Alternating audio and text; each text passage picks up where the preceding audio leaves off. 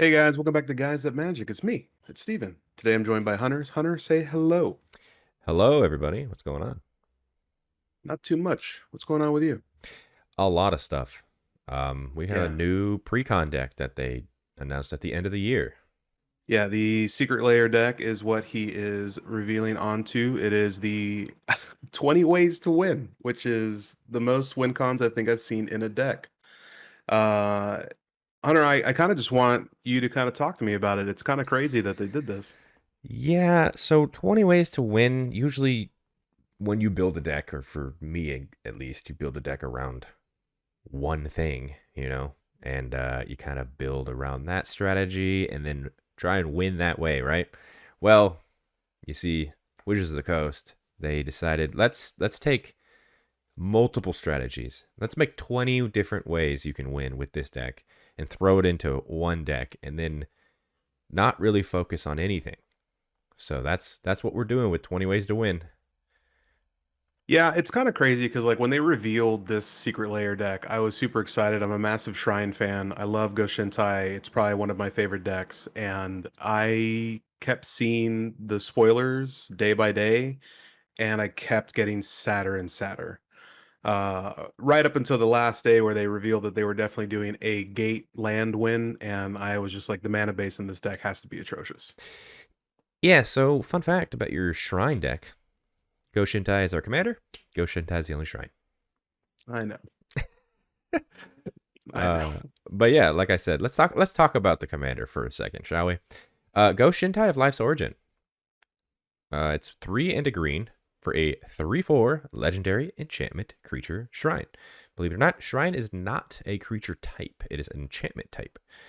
And it has an ability we could pay a white, blue, black, red, green, tap it, return target enchantment card from your graveyard to the battlefield. And then whenever Go-Shintai or another non token shrine, which we don't have, enters the battlefield, you make a 1/1 shrine. Yep. So just Goshentai is going to trigger that ability. Obviously, the ability here is you want Wooburg. We're a 5-color deck that's carrying about mostly enchantments, even though there are ways to win with just artifacts in this deck. There are so many ways to win with artifacts. Yep, we're here. Goshentai. I will say I was wanting to be the one to upgrade this deck because I love Go-Shintai and Shrines, and since there was nothing to be done with that, I had no idea what to do. So thank you for doing this. Yeah, you're welcome. Yeah, I'm sure this was a very easy one to do.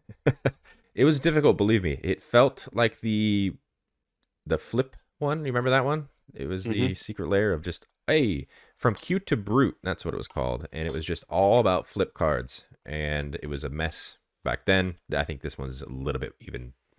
I would say more messy. It's crazy. Well, I mean, you kind of alluded to it earlier in the video. I think, when you build a deck, you want to concentrate on a singular win con, maybe one more, but having 20 ways to win, I mean, it's kind of insane. I do like the fact that they kind of went with an enchantment style win, at least for the majority of them, because obviously Goshintai does bring back those enchantments, but man, yeah, let's go ahead and get right into it, man. So let's go ahead and get into some additions. Yeah, so we'll start off with some creatures I'm throwing in here just to make this deck hum better. Like I said, we're trying to improve this deck the best we can. So strap in. I'm throwing in Joiner Adept. Fantastic card. 1 and a green for a 2/1 creature elf druid. It says lands you control have tap. Add 1 mana of any color to your mana pool. This is so important in this deck because we are 5 colors. Our mana base comes in very clunky. You mentioned it in the beginning of the video. We are gates. That's a way to win with Maze's End. And pretty much all gates enter tapped. So, yeah. And guess what? Being in a 5-color deck, it's really hard to cast things that cost 2 color pips in the mana cost. There are 19 of those 2-color pips in this deck. Wow. So, Joiner Adept really helps with that. Grim Hireling, 3 and a black for a 3/2 creature tiefling rogue. It says whenever one or more creatures you control deal combat damage to a player, you create 2 treasure tokens. As another ability, we can pay black, sacrifice X treasures. Target creature gets -X/-X till end of turn. Activate only as a sorcery.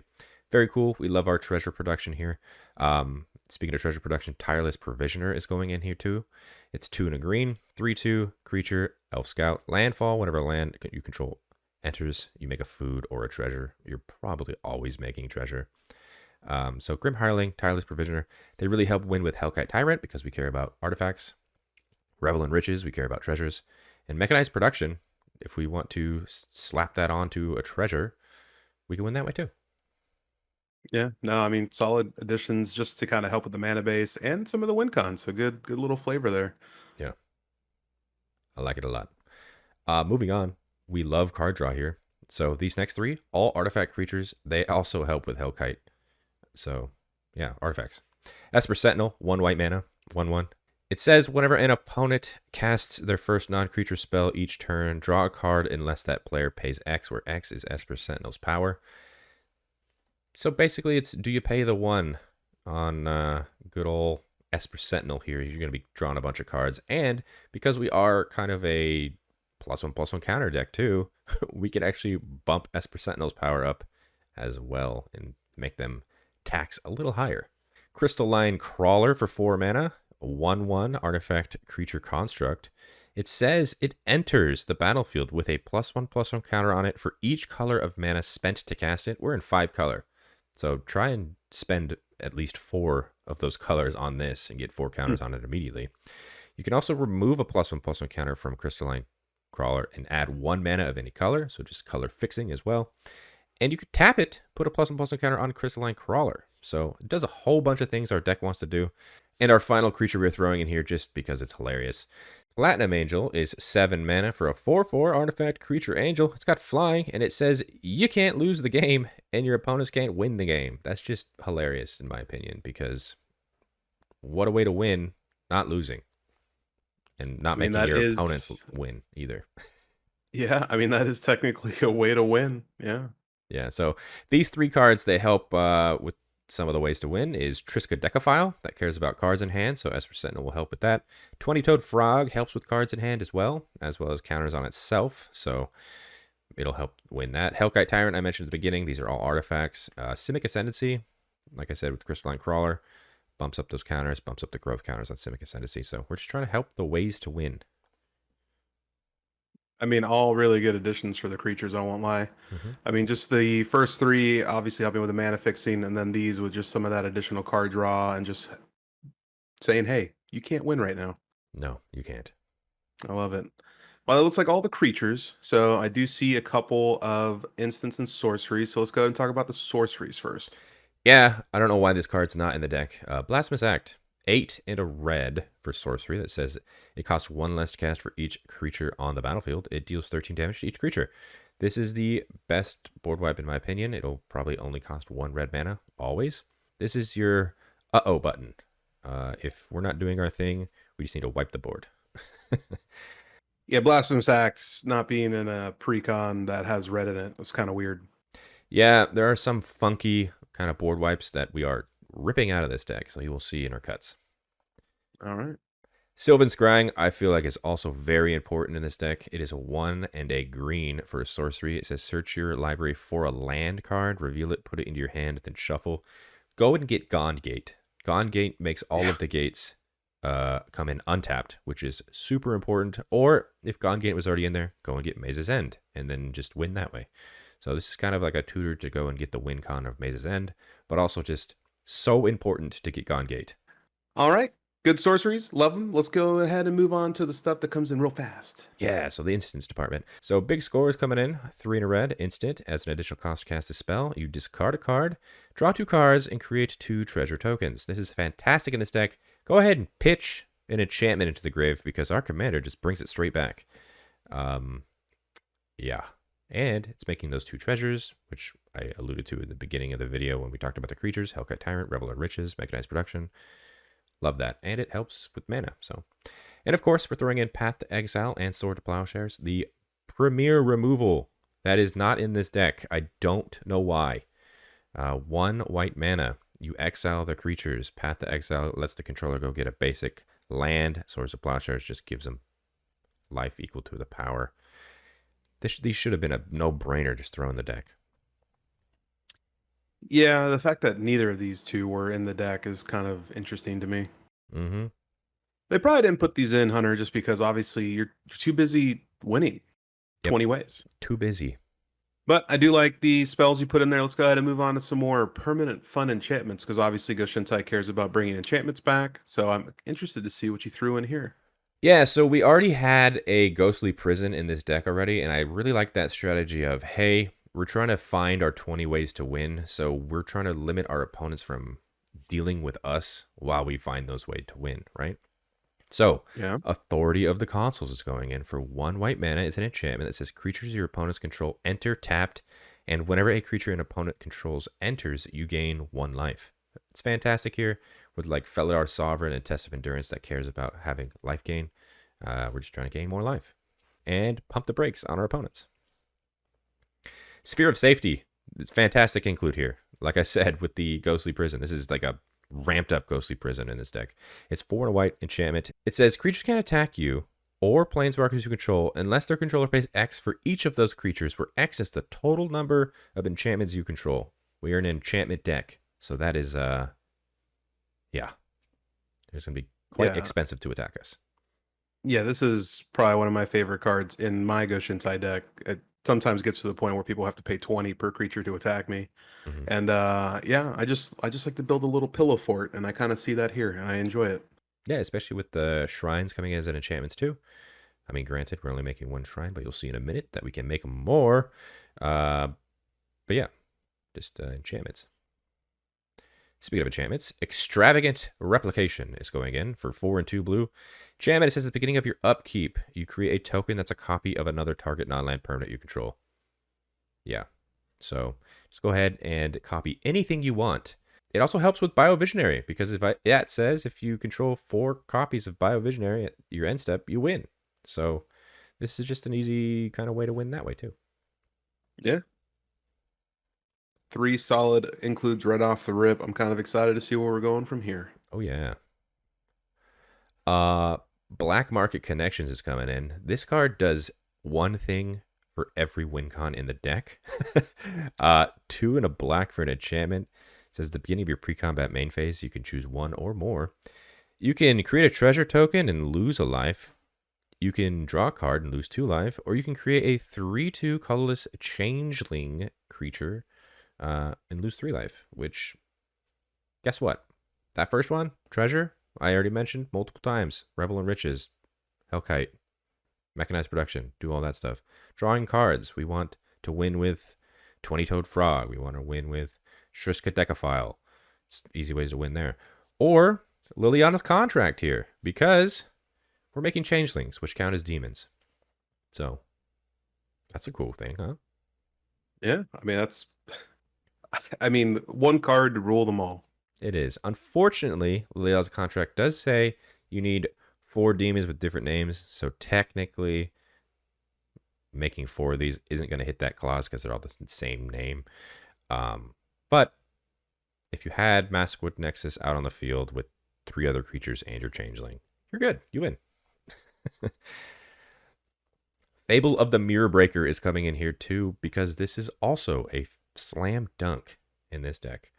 It's 2 and a red for an enchantment saga. The first lore counter says create a 2/2 red goblin shaman creature token with whenever this creature attacks, you make a treasure token.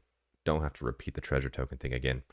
The second lore counter says you may discard up to 2 cards. If you do, draw that many cards. Guess what? Just pitch those enchantments straight into the grave. Our commander brings it back. Who cares? And the third and final lore counter says exile the saga, then return it to the battlefield under your control flipped. When it's flipped, it turns into the reflection of Kiki-Jiki. It is a 2/2 that says you may pay 1, tap it, create a token that's a copy of another target non-legendary creature you control, and then it has haste, and then sacrifice at the beginning of the next end step.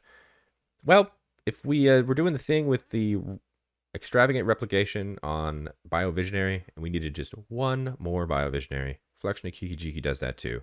And then end step triggers happen. Do the Biovisionary trigger first. Obviously, they're your triggers. You win. I mean, hey, I'll take it. That's a pretty good card. Plus, I mean, you can always make copies of something else, so I think that's pretty cool. Yeah, absolutely. Anything that you need. Moving on to some other enchantments we're throwing in here that are just pretty good in this deck. Smothering Tithe. I mean, yeah. 3 and a white enchantment. Whenever an opponent draws a card, that player may pay 2. If that player doesn't, you create a treasure token. So, once again, another way to just to make a whole bunch of treasures, another way to just get all the colors we need based on treasure if we don't have the way to win yet. Smothering Tithe is a slam dunk. Spelunking, 2 and a green enchantment. When it enters the battlefield, you draw a card. Then you may put a land card from your hand onto the battlefield. If you put a cave onto the battlefield this way, you gain 4 life. But the most important part about this enchantment is lands you control in a battlefield untapped. Like I said, we are a gate deck. So please make those gates untapped as much as possible. Yeah, I mean, just trying to speed up the game for you, because obviously this is going to be a end game kind of deck in my mind. Oh yeah, absolutely. And Teleportation Circle is going in here too. This is 3 and a white. It says at the beginning of your end step, exile up to 1 target artifact or creature you control, then return it to the battlefield under its owner's control. Blink Go-Ghintai. Make as many of those shrined creature tokens as possible with Teleportation Circle. And based on how many creatures you have, swing in, untap them with Halo Fountain, win that way. I like it. I like it a lot. Mm-hmm. And obviously, I think we need to move on to the lands. It looks like you added 1. Must mean that the land base was perfect. No. So I have mentioned with Spelunking, I have mentioned with going to get Gond using Sylvan Scrying. I am sticking to that theme with Urza's Cave.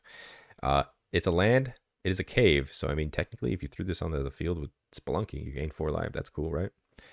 Mm-hmm. You can tap it to add a colorless. You can also pay 3, tap it, sacrifice Urza's Cave, and search your library for a land card. Put it onto the battlefield tapped and shuffle.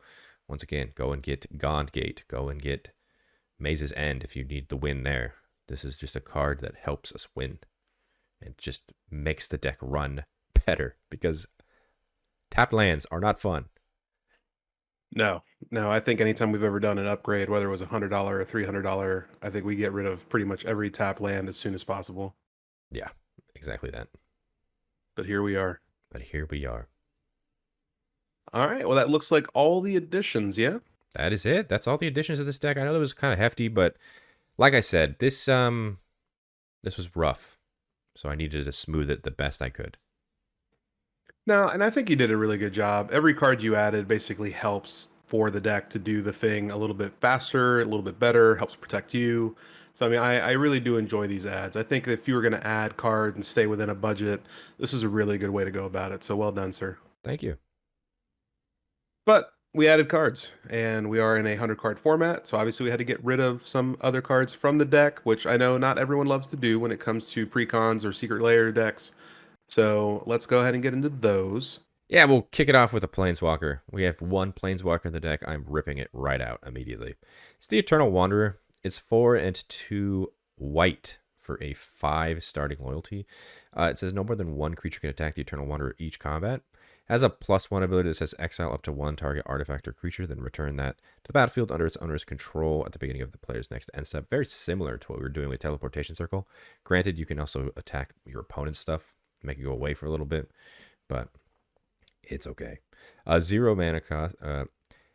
A 0 ability that says create a 2/2 white samurai creature token with double strike, and a -4 that says for each player choose a creature that player controls. Each player sacrifices all creatures they control, not chosen this way.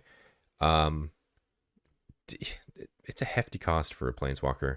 I get it that it's doing the cool thing. I'm trying to limit the abilities of 2-color pips. I mentioned at the beginning there were so many, so you'll see some just being ripped out of here for those reasons. Eternal Wanderer isn't doing as much in this deck as I want it to, so it's coming out. Yeah, I mean, I know you mentioned, some clunky board wipes in the deck, but you did add Blasphemous Act, so instead of having to pay 6, you get to go ahead and have that 1 cost. The 2/2 White Samurai's not really doing anything for us. The Blink, you add a Teleportation Circle, and it's cheaper. So I mean, I see the removal here. Yep. All right, let's go ahead and move on to the creatures. I'm interested to see what you got rid of here. Yeah, so some creatures that I was just like, so many big question marks of why they're in the deck.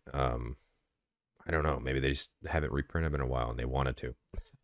First up is Kainalos and Tiro of Miletus. It is red, green, white, and blue for a 2/8 legendary creature human soldier. It says at the beginning of your end step, you draw a card, and then each player may put a land card from their hand onto the battlefield, and then each opponent who didn't draws a card. I'm not trying to help my opponents. This is not a group hug deck. I'm trying to have a 20 ways to win. So for this coming in with 4 different color pips as well, it's going to be harder to cast. No thanks. Yeah, one color pip short of being a secondary commander. Yep, there is no secondary commander in this deck.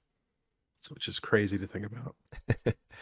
Yahenni, Undying Partisan, 2 and a black for a 2/2 legendary creature, Aetherborn Vampire. It's got haste, and it says whenever a creature an opponent controlled dies, you put a +1/+1 counter on Yahenni. Then you can sacrifice another creature, and Yahenni gains indestructible at end turn. This is another big old question mark. Why is this in the deck? It is not doing anything that we want to do. Maybe the counter thing, but then even then, it's like we're waiting for our opponent's creatures to die to get counters. And then we're not trying to sacrifice our creatures because our creatures don't have a way to come back. So Yahenni is gone. Yeah, I don't know. I have a soft spot for Yahenni. It's probably like in my top 8 of favorite Magic cards ever printed. Sure, it's a great card. Don't get me wrong, but not in this deck. That's true. Augur of Autumn, 1 and 2 green for a 2/3 creature human druid. It says you may look at the top card of your library anytime. You may play lands from the top of your library. And as long as you have 3 or more creatures with different powers, you may cast creature spells from the top of your library. The main reason I believe this card is in here because it kind of just allows you to go through the top of your deck, getting you closer to, let's say, Approach of the Second Sun. That's a cool ability, but we're adding so much more card draw into this deck that I feel like Augur of Autumn is just not necessary anymore. Hangerback Walker also leaving XX as a mana cost for a 0/0 artifact creature construct. It says it enters the battlefield with X +1/+1 counters on it, and then when it dies, you put a 1/1 colorless Thopter artifact creature token with flying onto the battlefield for each +1/+1 counter on Hangerback Walker. You can also pay 1, tap it, put a +1/+1 counter on Hangerback Walker. This is very mana intensive to get as much value as you can with those 2x in this cost. Granted, I get what it's doing. It's doing the counter thing. It's doing when it dies, it may Thopters, which mechanized production can make a bunch of those. It does the thing, but it's really not doing as much of the thing that I want it to do. So it's getting removed here. Understandable. Sun Titan. Always got to throw a Sun Titan every precon, it seems like at this point. 4 and 2 white for a 6/6 creature giant. It's got vigilance. Whenever it enters the battlefield or attacks, you may return target permanent card with converted mana cost 3 or less from your graveyard to the battlefield. This is, I get it. It's a reanimation target with just 3 mana or less. So it's not doing as much as maybe your commander, which is 5, because we're mainly caring about enchantments. So Sun Titan for 6 mana. It's not doing enough in my deck. It's not doing enough here. Final creature I'm cutting here is probably the last creature that really stuck out to me that I was like, should I cut that? But in the end, I did because, like I said, we added other ways to do better card draw. Morbid Opportunist, 2 and a black for a 1/3 creature human rogue. Whenever one or more other creatures die, you draw a card. This ability triggers only once each turn. So, like I said, added better ways to card draw, Esper Sentinel, things like that. This is a one-time effect. Yeah. So it looks like this is the end of the creatures. So I mean, I definitely understand a couple of the removals.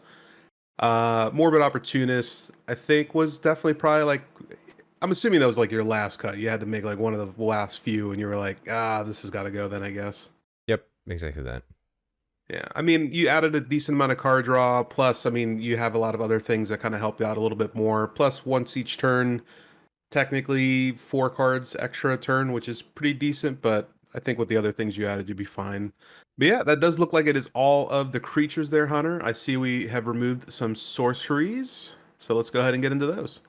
Yeah, I did mention some clunky board wipes. We're getting rid of those. Tragic Arrogance. 3 and 2 white for a sorcery. For each player you choose from among those permanents that player controls, an artifact, a creature, an enchantment, and a planeswalker. Then each player sacrifices all other non-land permanents he or she controls. For 5 mana, hitting the reset button, but also just letting your opponent keep one thing. It's cute. It's very similar to the Eternal Wanderer. I don't know. Blasphemous Act, just wipe all the creatures. We're not trying to get rid of our enchantments and stuff. So yeah, this is getting taken out. Yeah, I really do love this removal. It is technically good, but with this deck and what it's wanting to run, I think getting rid of all of the pieces on your board that you've probably spent a long time to set is not great. No, it's not. Austere Command also getting removed here. There was a lot of board wipes in this deck. I'm still, believe it or not, with Blasphemous Act, I'm still keeping another board wipe on top of that in Supreme Verdict. So, Austere Command, 4 and 2 white for sorcery. You choose 2. Destroy all artifacts, destroy all enchantments, destroy all creatures with converted mana cost 3 or less, or destroy all creatures with converted mana cost 4 or greater. That's cool. It's the flexibility there that allows you to just kind of blow up whatever, but it is 6 mana. It is 2 of those white pips together. It's not doing a lot. Yeah, I'm not a big fan of this at all. I mean, I understand why people throw it into decks. I've never been a fan of Austere Command at all. I'd rather just run like a Farewell. Yeah. Eerie Ultimatum. This is something that I was shocked to see in here. 2 white, 3 black, 2 green, sorcery. Return any number of permanent cards with different names from your graveyard to the battlefield. That's a really powerful card, and I've seen it being played in 3-color decks, sometimes 4-color decks. But in a 5-color deck like this is maybe a dead card in your hand a lot of the game because of just how many different color pips you need and how many of each color pip you need. It's wild. And don't get me wrong, it is, I said it again, it's powerful. It's a really powerful card, but we have a way to get our enchantments back with our commander. I don't feel the need for Eerie Ultimatum here. I mean, I feel like they threw it in there. When you see the two cards you took out before, like Tragic Arrogance and Austere Command, I see why they put this in. Just because obviously you're destroying a whole bunch of artifacts and enchantments to hopefully kind of like reset the board, like you were saying. So having Eerie Ultimatum in the deck to basically get everything back that was just destroyed while your opponents are rebuilding, I definitely think is a good addition for the deck. But removing a couple of the pieces kind of makes Eerie Ultimatum not that great. And like you said, Go-Shintai is the helm of our deck. It really cares about bringing certain pieces back. So, I mean, I could definitely understand getting rid of this now. Yeah, I know it. And the final sorcery we are getting rid of is Rite of Replication. 2 and 2 blue for sorcery. It's got a kicker of 5.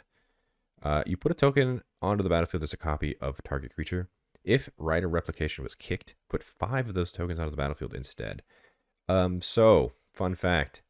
Biovisionary, the way to win in this deck before I put in Extravagant Replication as a better version of this card, you had to spend 9 mana to make 5 copies of Biovisionary because this is the only card that can do that in the entire deck that can win with Biovisionary. Similarly to Liliana's Contract and Massive Nexus, there is no demons in this deck. So one way to win. This is way too expensive for 9 mana. So I would rather throw in the enchantment that can do it slower. God, I can only imagine kicking this for 9 mana and then it getting countered, and you're just sitting there sad. You're just like, okay, cool. I just spent 9 mana. Great. Yeah, normally if you're spending that much mana, Riley always says if you're spending that much, you better be winning the game. And just getting countered would be so tragic. They really would be. But moving on from the sorceries, I do see a couple instant cards we did remove. Talk to me about these two. Yeah, so first up, Crib Swap. Like I said, we're swapping into better things. So 2 and a white for a Kindred instant shapeshifter.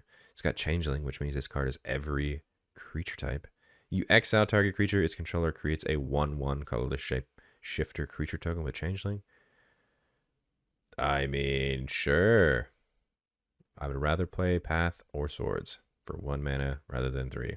And I get it. You can go ahead and do it to yourself. Do it to one of your shrines and make a 1/1 color shapeshifter that helps Liliana's Contract because it's a demon. But no, I'm not doing that for 3 mana. I'm doing stuff for 1 mana. Yeah, Crib Swap is a interesting piece to throw in. So It is. I'm also getting rid of Drown in Dreams, X2, and a blue instant. Choose one. If you control your commander as you cast a spell, you may choose both. Target player draws X cards, or target player mills twice X cards. That's a cool effect. I mean, it's just a one-time draw effect, depending on how much mana you have. And then, like you've said already, with Rite of Replication for 9, if you put in a lot of mana into the X cost, you're bummed. But we are doing better things with the card draw here, so I'm not too worried about this. And I know, Steven, you love your mill cards, but Drawn on Dreams, we're not trying to do that in this deck. Yeah, I mean, here's the thing, man. Like, I love Drown in Dreams, but to me, Drown in Dreams is one of those cards where you really need like infinite mana. Like just to like guarantee like some kind of fun stuff like that. Because otherwise, I mean, like mill twice X. Normally, when I have this card, I'm playing it, early mid game, and I like just to have somebody mill 20 cards like with an instant, and then really have nothing to follow up with that. It doesn't make it like I rather just take the person out. Yeah, exactly. But that does look like all the spells. Let's move on to some permanents that we got rid of on the enchantment side. I do see 5. Yeah, so we're getting rid of a Lignify, 1 and a green, Kindred Enchantment, Treefolk Aura. Enchant Creature. Enchanted creature is a Treefolk with base power and toughness 0/4 and loses all abilities. I mean, that's cool. We've got Darksteel Mutation in this deck. We've got other ways to just kind of just remove our opponent's things. So making it a 0/4, which means I can no longer attack if it if my power is less than 4. They'll just be blocking all day long. I don't think they care. So Yeah, plus if they're like running any kind of like reanimator, or if it's their commander, they're going to want to block with it anyways for it to die and then recast it. So it kind of just turns them off for a little while, but not enough. yeah. Monologue Tax is getting rid of here. It's 2 and a white. Enchantment. Whenever an opponent casts their second spell each turn, you create a treasure token. This doesn't trigger all the time. This only triggers when your opponent casts their second spell. And we just upgraded it completely with Smothering Tithe. So, yeah, this is an easy one to get rid of. This is a Yeah, Smothering Tithe on a budget. I mean, this is, it is 100% that. I much rather pay an extra mana and just have a Smothering Tithe on the field. Mm-hmm. Shiny Impetus, also removing here, is 2 and a red enchantment aura. Enchanted creature gets +2/+2 and is goaded. Then whenever enchanted creature attacks, you create a treasure token. I understand that this is a good card in certain decks. And yes, we will be making treasure with this, but you've already seen the treasure production we are making in our deck that we've added. It is plentiful. So Shiny Impetus, not necessarily needed. And I always feel like every time I have cast Shiny Impetus on something, my opponents team up and always are like, hey, can you block this so it just dies? So we stop giving him treasure, because that's always what happens. Yeah, I mean, you get the, at least the one treasure, hopefully. I like Shiny Impetus, but it is kind of like one of those cards. It's a one-trick pony for sure, and everyone does kind of gang up on the creature just so it dies, and it's a dead card in the hand most of the time. Mm-hmm. The final 2 enchantments kind of do the same thing. You saw the amount of treasure productions that we're throwing in here. You saw the amount of ways to just kind of make all your lands tap for the same color mana. So we don't need these enchantments that kind of just make 1 extra mana of the color that it's producing. So Trace of Abundance is a hybrid red, white, and a green for an enchantment aura. It says enchant land. Enchanted land has Shroud, and whenever enchanted land is tapped for mana, its controller adds an additional mana of that color. Fertile Ground, 1 and a green, enchantment aura, enchant land. Whenever enchanted land is tapped for mana, its controller adds an additional 1 mana of any color. Yeah, like I said, this is some color fixing as well, but we've already done the thing where we're already trying to color fix in other ways, and the amount of treasure that we are making is going to be greater than these cards will ever do. Yeah, I mean, I can kind of see why they threw these 2 in, just to kind of help out with those double color pips like you were talking about. But again, you added so many other good cards to help with that, so I definitely understand getting rid of these 2. Mm-hmm. All right, you added 1 land, and I see you did the thing I like to do, where I take out more lands than I put in. Yeah, I'm going to beat this drum, but we made a lot of treasure production, so we don't need as many lands. Homeward Path got brand new art. It's really cool. This art here is fantastic. It's a land that you can tap for a colorless, or you can tap it for each player gains control of all creatures they own. That is not something we're doing. I do not understand why this card's in the deck, except for the fact, like I said, new art. Throw it into a new deck. Yeah, this is not doing it. Gateway Plaza is a gate that we are removing, but I felt like this gate was doing the least amount of work in the deck. It enters the battlefield tapped, and when it enters, you sacrifice it unless you pay 1, and you can also tap it to add 1 mana of any color. So this is a tapped land that you have to pay to keep around. Why would I ever want to do that? It's like the worst kind of tap land. Yeah. Yeah. Spend mana to keep a tap land. No. And listen, for everybody at home, if you like Homeward Path, when you play against that one person that's running steal your stuff, put it back in, you know? Put it back in, yeah. This is super rare instances, but whatever. Cool card. Put it in a different deck. All right, Hunter. Well, that looks like all the removals and additions, yeah? That is it. That is my entire additions and removals for 20 ways to win. What a roller coaster. What a roller coaster indeed, my friend. But you did have a budget of $100. Where are we at in regards to that budget? At the time of recording, $97.76. So I'm actually coming under budget just a little bit. I didn't, like I said, that was like 20 cards I swapped. I know that's a lot, and I apologize, but this deck, clunky out of the box, had to do my best. So $97 is where we're at. Or yeah, take all that money you saved, buy all the dual lands for this deck. Make it run a little better. Yeah, guess what? There is a bond land in this deck, Steven. Just one? Just one. Man, I think they would have taken the opportunity. 5 colors. They could have done it. All right, well, that is going to do it, everybody. Thank you so much for tuning in and watching the video. We know you watched to the end. But for the 80% of you that are not subscribed, why aren't you subscribed? Go ahead and hit that button. Super quick, super easy, and you get to watch us all the time. I know I do. But before we move on to the rest, Hunter, what are your final thoughts on the deck?